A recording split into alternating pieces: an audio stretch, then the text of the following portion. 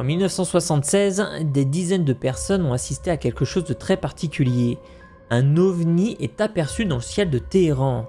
Et ce qui est incroyable, c'est que cet ovni va même réagir et adopter un comportement très agressif, notamment quand l'armée iranienne enverra 2 chasseurs F-4 interceptés.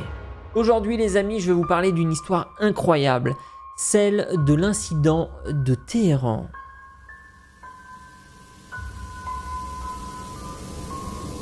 Nous sommes donc en Iran le soir du 18 septembre 1976 à l'aéroport de Mehrabad, situé donc à Téhéran. L'aéroport de Mehrabad, c'est un aéroport très fréquenté traitant des centaines de décollages par jour. Il y a des vols civils mais aussi militaires. Il est 22h30 quand Hossan Piroudi, qui est en charge du trafic aérien, reçoit un appel d'une habitante. Cette dernière habite à Shemiran, situé à environ 25 km au nord-est de l'aéroport. Elle lui décrit alors observer un objet étrange dans le ciel, comme un soleil très brillant et situé à environ 1 km au-dessus d'elle. Un objet avec des couleurs vives et qui change entre l'orange, le rouge et le jaune. Le contrôleur lui demande alors de décrire la forme, et elle répondra que ça ressemblait à une sorte de ventilateur à 4 pattes. Mais hésitante, elle rajoutera aussi qu'il y avait peut-être 2 objets, car par moments, l'ovni lui semblait se séparer en 2 parties. Hossan Piroudi lui répondra de ne pas s'inquiéter et qu'il vérifierait de leur côté. Suite à cela, il raccrocha. En fait, à ce moment-là, il vérifiera surtout rien du tout, notamment parce qu'il n'y avait rien sur son radar. Pour lui, elle n'avait sans doute vu qu'une simple étoile brillait dans le ciel. Il n'y a rien qui lui semblait réellement inquiétant. Mais 15 minutes plus tard, un second appel arriva. Une autre dame du même quartier et décrivant à peu près la même chose que la première personne.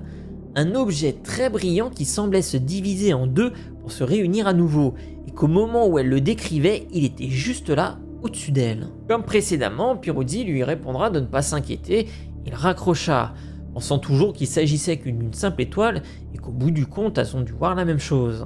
Mais après cela, un 3e appel, et cette fois-ci c'est un homme décrivant toujours la même chose et lui assurant que l'objet ne ressemblait en rien à un avion.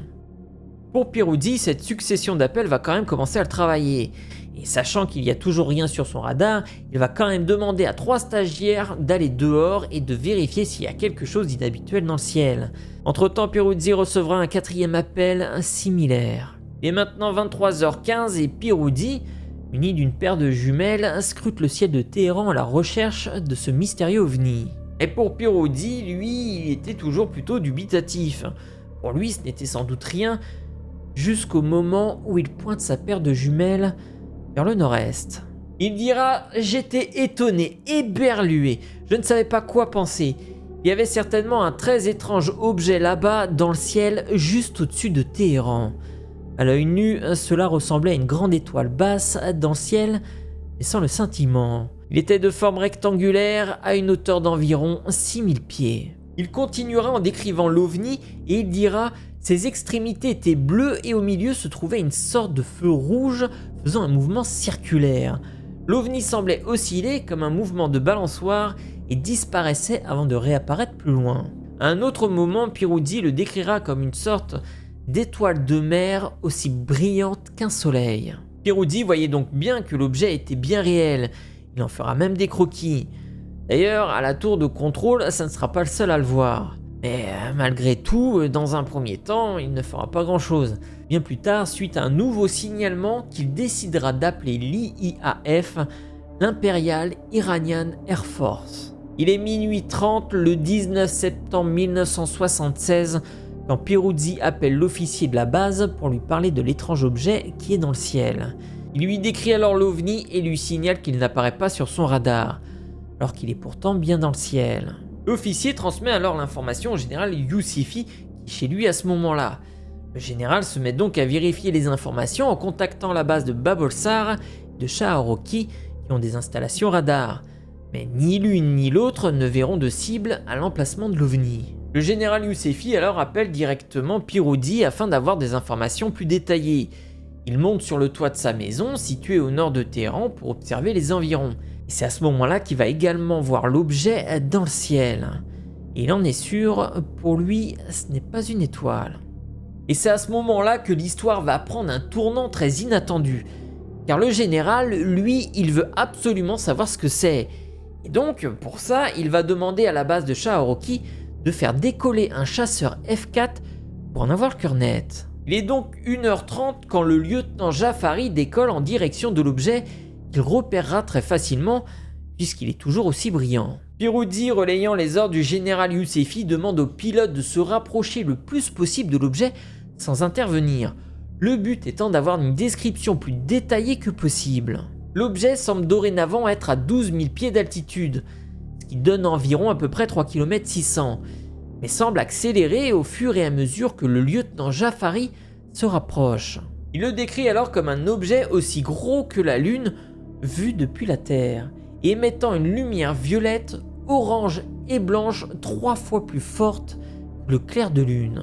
Toujours en direction de l'objet et à une vitesse de Mach 2, ce qui représente environ 2500 km/h, ce qui est franchement pas rien, eh bien il n'arrive toujours pas à le rattraper.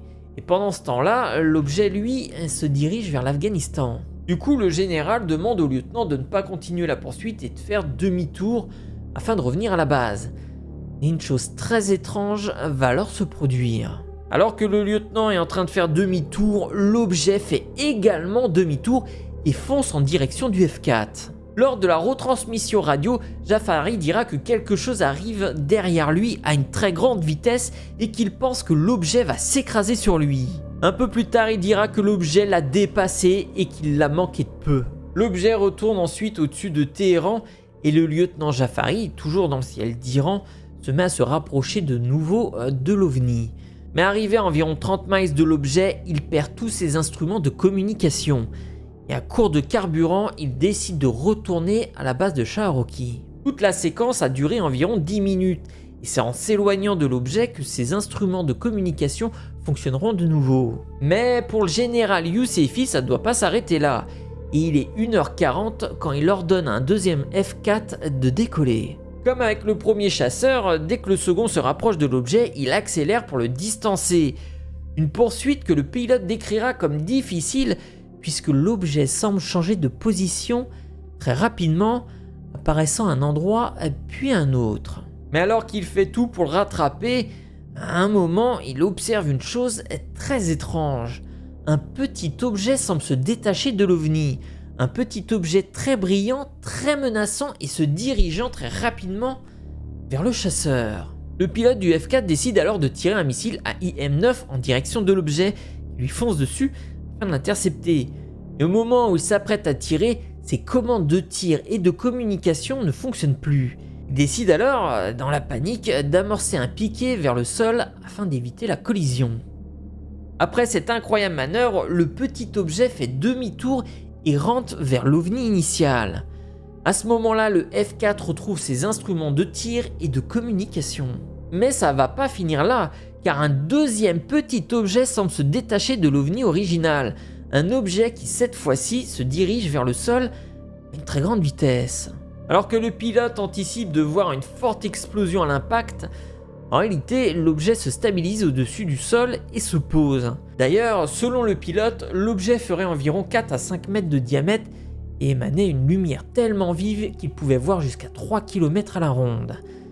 Sachant que tout cela se passe de nuit. D'ailleurs, ce ne sera pas le seul à avoir vu la descente de l'objet, puisqu'à la tour de contrôle, Piruzzi, ainsi que le personnel l'entourant, observent ce mystérieux spectacle. Le général Yousefi ordonne au second pilote d'abattre l'objet principal.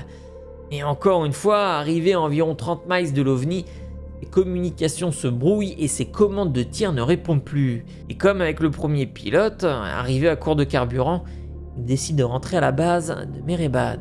Et au moment où il amorce sa descente afin de se poser sur la piste d'atterrissage, il aperçoit une lumière vive dans le ciel, un objet ressemblant à l'OVNI initial. Et cette fois-ci, rien n'a été vu par la tour de contrôle. Selon Piruzzi, il est 4h du matin quand l'OVNI disparaît complètement. Et quelques heures après, au petit matin, une expédition avance vers le lieu supposé de l'atterrissage du deuxième objet. Mais arrivé sur place, eh bien, il n'y avait absolument rien.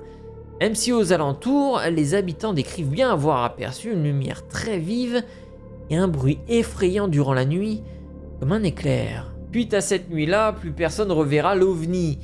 Mais cet étrange événement ne passera pas inaperçu au point où ça fera les gros titres des journaux. Il y aura plusieurs enquêtes qui seront ouvertes, mais malgré toutes les recherches et investigations, et encore aujourd'hui, on ne sait absolument pas ce qu'était cet étrange objet. Les amis, cette histoire que je viens de vous raconter provient en grande partie d'un rapport réalisé en 2006 par Bruce Maccabee, qui est un physicien américain employé de l'US Navy et aussi ufologue. D'ailleurs, je vous mets le lien en description si vous souhaitez l'éplucher.